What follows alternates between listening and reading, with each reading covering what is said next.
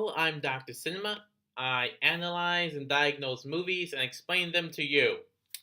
Back in 1989, Tim Burton gave us the big film Batman, starring Michael Keaton. It was a big hit. And so a sequel came out in 1992, Batman Returns. It was also considered a very good movie. However, people were concerned and criticized the movie for being too dark. In fact, it got some backlash once the parents started writing up complaints to the companies that are making toys advertising for the movie, such as McDonald's. So companies like those pressured Warner Brothers to change the movies. So they started with changing Tim Burton with Joel Schumacher as the director. Now, originally Michael Keaton was going to go on as Batman, but once he saw the script for Batman Forever, he left and he was replaced by Val Kilmer, making this his one and so far only appearance as the Caped Crusader. So this came out in 1995 and it's directed by Joel Schumacher, and it will lay the groundwork for what will be the abomination known as Batman and Robin. So, let's do this. So it starts off fairly well. So in the Batcave, music, some cool looking stuff. Then the first couple lines of dialogue happen. Alfred says, "Sir, can I get you to take a sandwich with you? I'll pick up drive-through." God, I already hate this movie. So Batman shows up at a big bank where Two-Face and his goons are planning to steal money and such. And this is where he meets Dr. Chase Meridian, the female psychologist / love interest for this movie. And gets some information from her and Commissioner Gordon, goes up, battles them, and as Two-Face is getting away on a helicopter, he gets on the helicopter to try to get him. Two-Face escapes, and the helicopter crashes into... Is that a Gotham City Statue of Liberty? Why does Gotham have a Statue of Liberty? It looks just like the statue, except it has Gotham right in the forehead. That's new.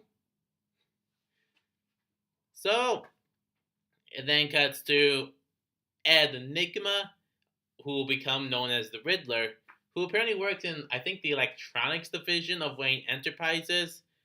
And as Bruce Wayne is trying to figure out what's going on in all the departments, Ed tries to convince Bruce Wayne to go to approve of this test / experiment with TV and such. However, since it can manipulate brainwaves and such, he thinks that's just a little too much going into the territory of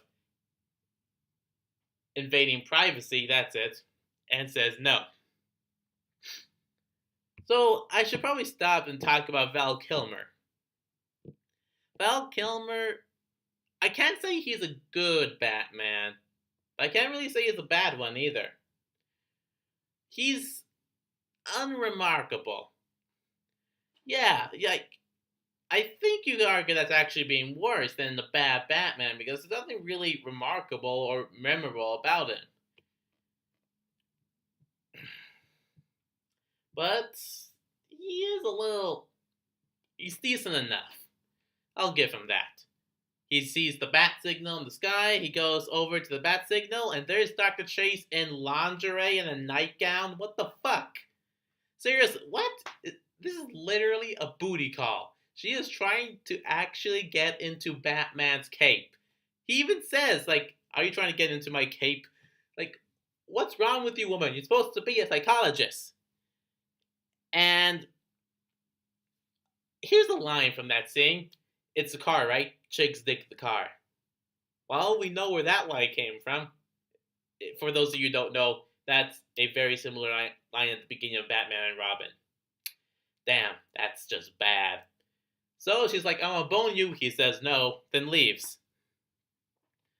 And so, next day, it turns out that one of the supervisors at Wayne Enterprises, who is in charge of sort of Ed Enigma's department, has fallen to his death, and it appears to be suicide.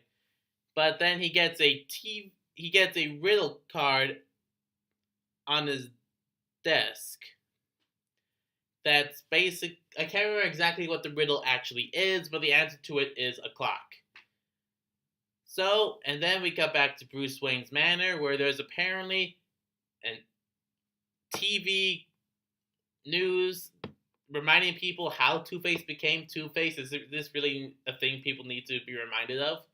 Turns out Two-Face came about when Harvey Dent, who's now played by Tommy Lee Jones, they replaced the black actor from the Tim Burton movies who was playing Harvey Dent and replaced him with a white guy. I'm just gonna say they're just replacing people just like they did with Tim Burton and Michael Keaton, just move on from that. But apparently in court, he's prosecuting a criminal who apparently has a bottle of acid in his suit and throws it at Harvey Dent.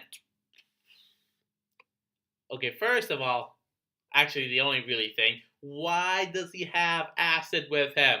I mean, don't you people like pat down the criminals before going to the stand to make sure they don't have anything?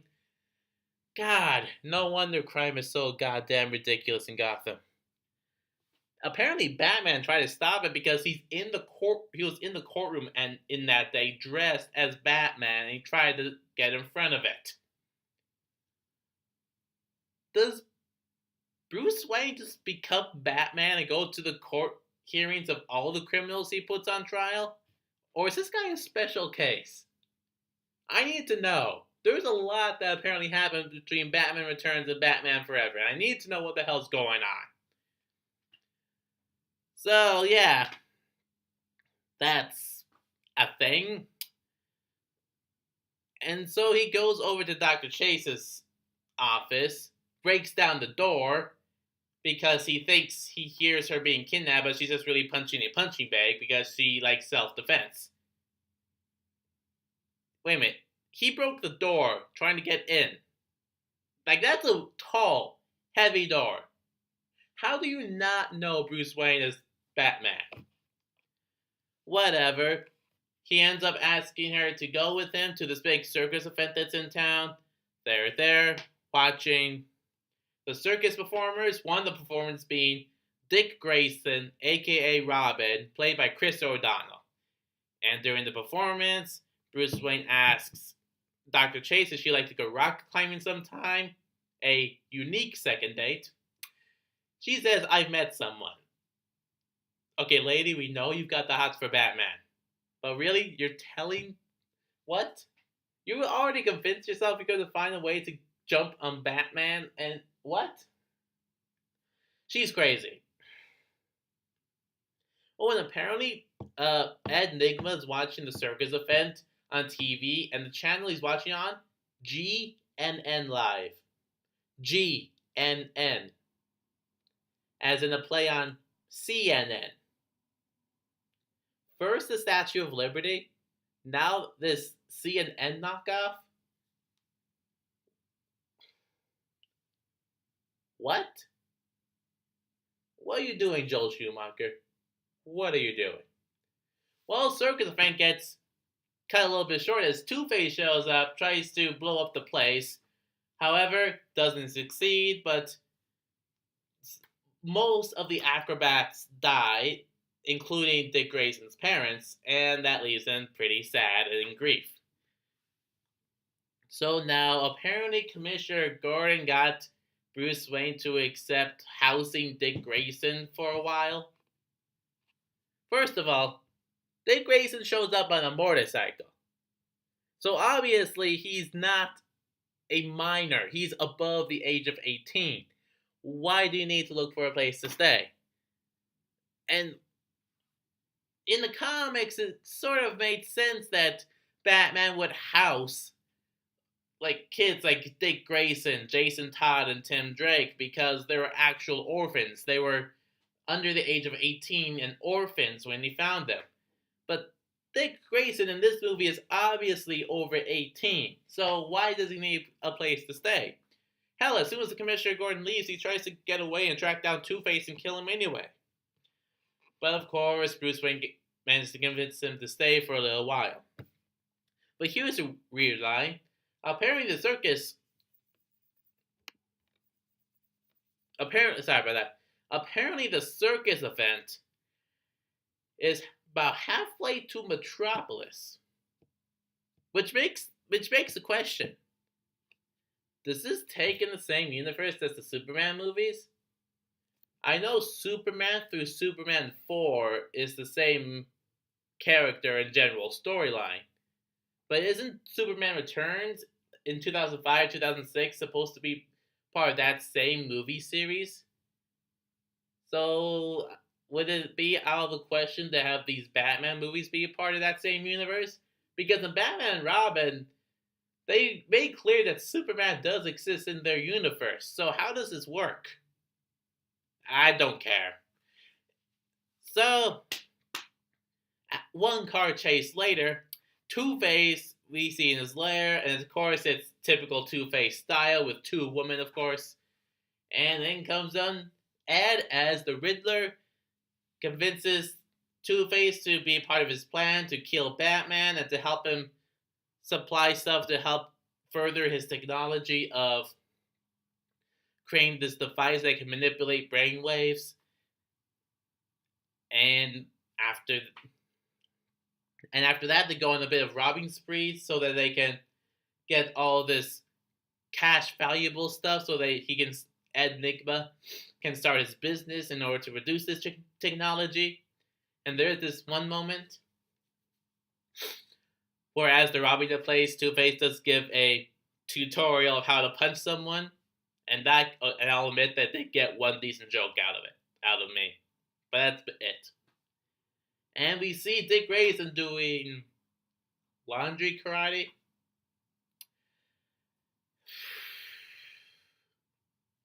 Anyway,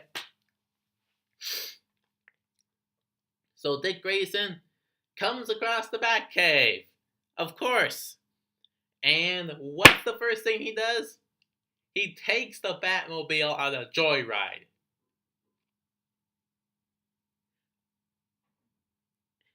Alfred was there when Dick discovered the Batcave. Why didn't he do anything to stop him from doing that? That's Alfred. You're off your game, man. But, yeah, he comes into this weird alley with a bunch of, teenage punks and such. And it's the Batmobile, and at first people are like, oh crap, it's Batman. But it turns out it's just this random dude, like, you're not Batman. Yes, I am. I just forgot the suit. Batman doesn't forget the suit. Dick, you're supposed to be the responsible Robin in the Bat family. What's going on? And so, Robin follows all these bunch of punk guys who are chasing after this girl and begins fighting all of them. And he seems to be outnumbered until Batman comes in, scares them all away. And understandably, Dick is kind of upset and kind of blames Batman at first for his parents died, moves past that. And Batman makes it clear that he does not want a partner. And now comes in the black tie event, where he brings Dr. Chase as his date, as well as Dick, and Alfred is there to drive them as well. It's a black tie event hosted by Ed Nigma, who is a big fancy party to celebrate his business and such. And he introduces new technology, fantasy experiences and such with interactive holograms. Bruce Wayne is about to try one, but he isn't in there for long until Two-Face shows up, crashes the party. Apparently, Two-Face doesn't believe Ed Nigma can deliver on discovering who Batman is, and decides to just bring Batman out here to kill him. And at first, it seems to be going that way. He manages to get Batman to get into the sewer, where at first he tries to kill him with fire. Doesn't work. Then he tries to kill him by bringing down a bunch of bricks, sand, and other stuff on top of him. And typical villain fashion, he leaves before he figures out for sure if he is dead. And that's where Robin comes and saves Batman. And I guess all things considered, Batman only got like a couple of bruised ribs and such, and a little thing on his arm. Seems to be in pretty good shape, so he must be really happy. But no. Apparently, Batman goes off on Robin saying he could have got himself in danger. What are you talking about? Seriously, what are you talking about? Dick only came in after Two-Face and the rest were gone, and after the stuff fell on top of Batman. And he saved his life, basically. He did nothing reckless. What's wrong with you? Oh, apparently the black tie event when Batman showed up to fight people, Dr. Chase was like, my place, midnight. Woman, what's wrong with you? You're supposed to be a psychologist, a professional, and you won't bone this mentally unstable man. But he does actually show up at her place at midnight, but turns out even though she kissed Batman, she just can't go through with it because she's falling in love with Bruce Wayne. And of course, Two-Face upset he didn't succeed, but it turns out Enigma, with thanks to his brainwave manipulation technology, found out who Batman is, and it's Bruce Wayne. Of course. And apparently Batman is no more, yeah. Bruce Wayne decides to stop being Batman, saying that the innocent no longer are faceless and it's getting too personal. Dude, Riddler and Two-Face are in the middle of some big, massive crime sprees right now. Could you wait to hang up the cape after you take care of them? So obviously, Dick Grayson runs off in the heat of the moment. Dr. Chase comes over. She and Bruce have a talk, talking about, and this is where we get a flashback scene to kind of explain how his parents died and such, and he's made it pretty clear that he is Batman, but she still says, what are you trying to tell me? The woman! In the flashback, he mentions a bat. A bat, he later says, will help him intimidate future bad guys. He can't be any clearer that he is Batman. Of course, she kisses him and she's like, oh, you're Batman. Like, woman, what the hell is wrong with you? You are failing at being a professional and failing at being a psychologist in general. So Two-Face and Riddler show up at Wayne Manor, knock Batman out, and kidnap Dr. Chase. When Batman wakes up, of course, the Batcave is destroyed and such. And during the destroying of the Batcave, Riddler says, Joygasm! What the hell is a Joygasm?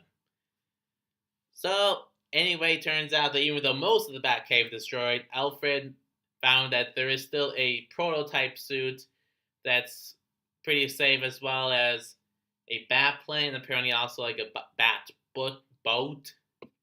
And so we see Bruce Wayne put on the bat suit. We get a shot of that ass. And he's ready to go, but here comes Robin in apparently an armored Robin suit. And I guess Batman's okay with it now, and they both go up. Robin on the boat, Batman in the plane. They go off to the island where Riddler and Two-Face are located with Dr. Chase. And so, after a couple explosions, they land on the outside part of the island. Robin says, holy rusted metal, Batman. Saying that the island is made out of rusted metal. And honestly, all that line did was make me wish I was watching the Adam West Batman movie. At least that one was intentionally campy. So on the outside, Robin and Two-Face battling it out. Two-Face almost falls to his death, but Robin saves him. But he gets himself captured by Two-Face. Duh. Batman breaks in. Riddler and Two-Face are in there, and they both have Dr. Chase and Robin hanging from the ceiling, and Batman has to choose which one to save. Of course, Batman says, fuck that, throws a batarang, destroys all the technological part of the building, kind of does a little mini explosion. Both fall to the death, but Batman saves both of them. And comes on up, and apparently Two-Face falls to his death. Yeah, Batman pretty much caused Two-Face to fall to his death because as Two-Face is flipping the coin to decide whether or not to kill them, Batman just throws a bunch of other coins he had with him, apparently, and Two-Face gets hysterical and falls to his death. For someone who is criticizing, lecturing Robin on not to kill someone, Batman has been a little kill crazy these past few movies. He killed Joker, he directly caused the death of the Penguin, killed slash caused the death of several other henchmen from both those movies, caused the death of a few henchmen in this movie, and he pretty much just killed Two-Face. For someone who criticized Robin for not kill people, he does a lot of killing himself. Of course, they don't kill the Riddler because apparently when the machine was exploding and such, he got an overflow of like psychic, brainwave energy into his brain that caused him to go insane, and then he's sent to Arkham Asylum. And that's the end of the movie. That is Batman Forever. You know, considering the fact this is the first time Robin was introduced, this really should have been called Batman and Robin, and then Batman and Robin should have called Batman Forever. Honestly, I don't care. I'm just glad it's over. So that's the third Batman movie in this 90s movie series. It's bad, but it's heck of a lot better than Batman and Robin. I'll give it that. And Val Kilmer, to be fair, is actually a decent Batman slash Bruce Wayne. Not good, but decent, passable. Robin, it's alright. He's a little annoying, but he doesn't really get really annoying until Batman and Robin. And there are a couple of small moments where the atmosphere does remind me of the Tim Burton movies, but it's mainly campy. Unintentionally campy. Which, again, makes me just want to watch the Adam West Batman movie more. Well, that's it for this play-by-play review. Dr. Cinema. See you next time.